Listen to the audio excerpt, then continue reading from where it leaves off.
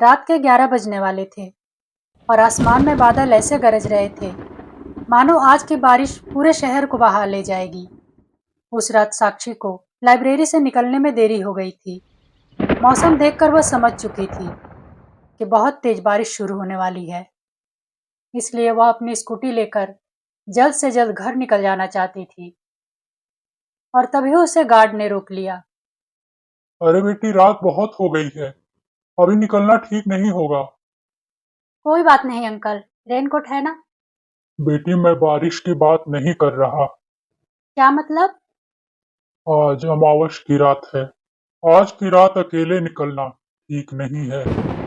क्या बोल रहे हो आप? मेरे तो कुछ समझ में नहीं आ रहा। बेटी, कहते हैं अमावस की रात में आत्माएं सबसे ज्यादा ताकतवर हो जाती हैं। इसलिए अच्छा होगा कि तुम सुबह होने तक यहीं रुक जाओ।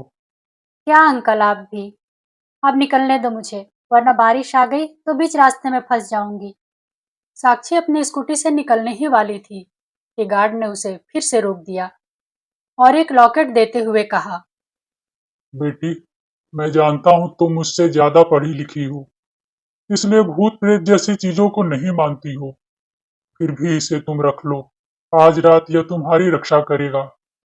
साक्षी ने बेमन से उसे रख लिया और स्कूटी लेकर वहां से निकल गई। बारिश शुरू हो चुकी थी और साक्षी अपनी स्कूटी तेज रफ्तार से भगाए जा रही थी।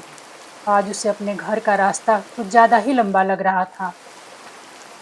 तेज बारिश में वह किसी तरह आधे रास्ते तक तो पहुंच गई, पर बाकी का रास्ता तय करने की उसकी हिम्मत नहीं बची थी। तभी उसे अपने दाहिने तरफ जाता हुआ एक रास्ता दिखा। वह रास्ता दरअसल एक शॉर्टकट था। साक्षी उस शॉर्टकट के बारे में जानती तो थी, पर वह कभी उस रास्ते से अपने घर गई नहीं थी, क्योंकि वह रास्ता बेहद खराब था। हर तरफ हमेशा एक अजीब सी खामोशी छाई रहती थी। पर आज साक्षी के पास कोई दूसरा चारा नहीं बचा था, इसलिए उसने अपनी स्कूटी उसी कच्चे रास्ते की तरफ मोड़ ली। तेज बारिश के कारण वह रास्ता और भी खराब हो चुका था, पर साक्षी फिर भी धीरे धीरे उस रास्ते को पार किए जा रही थी। पर कुछ ही देर बाद बारिश और हवा की रफ्तार इतनी तेज हो गई कि स्कूटी का आगे बढ़ना मुश्किल होने लगा। साक्षी आसपास छुपने के लिए जगह ढूंढने लगी। आसपास कुछ टूटे फूटे घर दिख रहे थे, लेकिन उनमें से किसी की भी छत नहीं थी, मानो एक साथ सभी घरों की छतें गिर गई हों। साक्षी को यह बात अजीब तो लगी, पर उसने ज्यादा ध्यान नहीं दिया और छुपने के लिए फिर से चारों तरफ देखने लगी। तभी उसे अपनी बाईं ओर एक घर दिखा, जो देखने में तो बहुत पुराना था, पर उसके ऊपर एक छत थी। साक्षी ने अपनी स्कूटी वहीं खड़ी कर दी और घर के अंदर जाकर खड़ी हो गई। वह उस तूफानी बारिश के खत्म होने का इंतजार करने लगी, पर उसे समझ आ चुका था कि बारिश अगले 2-3 घंटे तक नहीं रुकने वाली है। इसलिए उसने अपने घर पर फोन लगाया, पर नेटवर्क नहीं आ रहा था और तभी उसकी बैटरी ने भी दम तोड़ दिया। वह खुद को कोसने लगी कि काश उसने गार्ड अंकल की बात मान ली होती। तभी उसे पीछे से एक दरवाजे के खुलने की आवाज आई। पलट कर देखा तो दरवाजे पर सफेद साड़ी पहने एक बूढ़ी औरत खड़ी थी। उस औरत को देखकर साक्षी चौंकने के साथ साथ डर भी गई।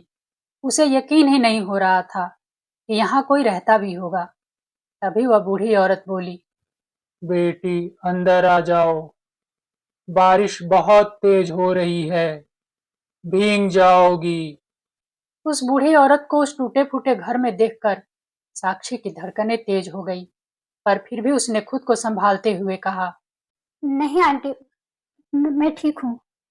साक्षी जवाब देकर आगे की तरफ घूम गई, पर तभी वह बूढ़ी औरत दोबारा बोली। बेटी, बारिश बहुत तेज है, आ जाओ ना अंदर। नहीं आंटी, मैं ठीक हूँ।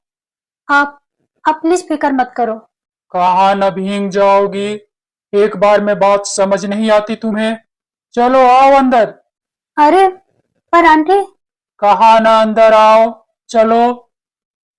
बेचारी साक्षी समझ ही नहीं पा रही थी कि वह बूढ़ी औरत इस तरह उसे क्यों डांट रही है। पर फिर उसने बारिश को देखते हुए सोचा कि अभी बारिश को रुकने में वक्त लगेगा, इसलिए क्यों न अंदर जाकर आराम से बैठा जाए। साक्षी उसके पीछे पीछे अंदर के कमरे में चली गई, पर वह बूढ़ी औरत अब भी गुस्से में थी। वह पलट कर साक्षी को डांटने लगी। तुम्हें पता है मैं कब से तुम्हारा इंतजार कर रही थी। क्या? यहाँ तुम्हारी छोटी बहन ने कब से दीदी दीदी की रट लगा रखी है और तुम्हें होश ही नहीं है। ये कोई समय है घर आने का? आंटी, ये आप क्या बोल रही हो? शायद आपको कोई गलतफहमी हुई है। मैं वो नहीं हूँ जो आप सोच रही हो। वैसे भी मैं बाहर ही ठीक थी, सो प्लीज मुझे बाहर ही खड़े रहने दीजिए। बारिश खत्म होते ही मैं चली जाऊंगी। अरे बेटी, नाराज मत हो, तुम्हें बाहर जाने की जरूरत नहीं। अच्छा, पीछे देखो, देखो वहां कौन है। साक्षी पीछे पलटी। वहां एक छोटी सी लड़की खड़ी थी। वह साक्षी को एकटक देखे जा रही थी। इससे पहले कि वह कुछ बोलती, उसने कहा, दीदी, तुम इतनी देर से क्यों आई? जाओ, मैं तुमसे बात नहीं करती। उस लड़की के ऐसा कहते ही साक्षी का दिमाग घूम गया। उसे समझ ही नहीं आ रहा था कि ये सब हो क्या रहा है। वह अभी ये सब सोच ही रही थी कि वो बूढ़ी औरत उसके एकदम करीब आकर बोली, अपनी बहन की बात का जवाब दो। ये क्या बकवास कर रही हैं आप? मैं आप लोगों को नहीं जानती और प्लीज मुझे जाने दीजिए। उसका इतना कहना था कि कमरे का दरवाजा जोर से बंद हो गया, और तो और वो बच्ची भी अब गायब थी। पर इससे पहले कि साक्षी कुछ सोच पाती, उस बूढ़ी औरत की आवाज फिर से आई, और इस बार आवाज बहुत ज्यादा भयानक थी। ये तुमने अच्छा नहीं किया। अपनी बहन के साथ तुम्हें ऐसा नहीं करना चाहिए था। सामने का नजारा देखकर साक्षी कांप उठी। वो बूढ़ी औरत तो उसके सामने खड़ी थी ही, पर वो लड़की छत से उल्टी लटकी किसी लाश की तरह झूल रही थी। साक्षी समझ गई थी कि उसका सामना अब किसी ऐसी चीज से हो चुका है जो इंसानी दुनिया की तो बिल्कुल नहीं थी। वह पलटी और दरवाजा खोलकर बाहर भागने की नाकाम कोशिश करने लगी, पर दरवाजा खुलने का नाम ही नहीं ले रहा था। तभी उसे उसी लड़की की आवाज सुनाई पड़ी। दीदी, दीदी। डरते हुए जब साक्षी पीछे पलटी तो उसकी रही सही हिम्मत भी जवाब दे गई। बूढ़ी औरत वहां नहीं थी, और वह उल्टी लटकी बच्ची अपनी आंखें खोल मुस्कुराते हुए साक्षी को घूर रही थी। दीदी, दीदी, अब मैं तुम्हें कहीं नहीं जाने दूंगी। अब तुम हमेशा यहीं रहोगी मेरे पास। डर के मारे साक्षी के हाथ पांव सब ठंडे हो चुके थे। उसने पलटकर दरवाजा दोबारा खोलने की सोची, पर जैसे ही वह पलटी, उसने बूढ़ी औरत को ठीक सामने खड़ा पाया। पर इस बार शायद वह अपनी असली रूप में आ गई थी। उसके पूरे शरीर पर खून के धब्बों के निशान थे, और उसकी कटी हुई गर्दन से खून की बूंदें टपक रही थी। तभी वह बोली, तुम हमेशा यहीं रहोगी हमारे साथ।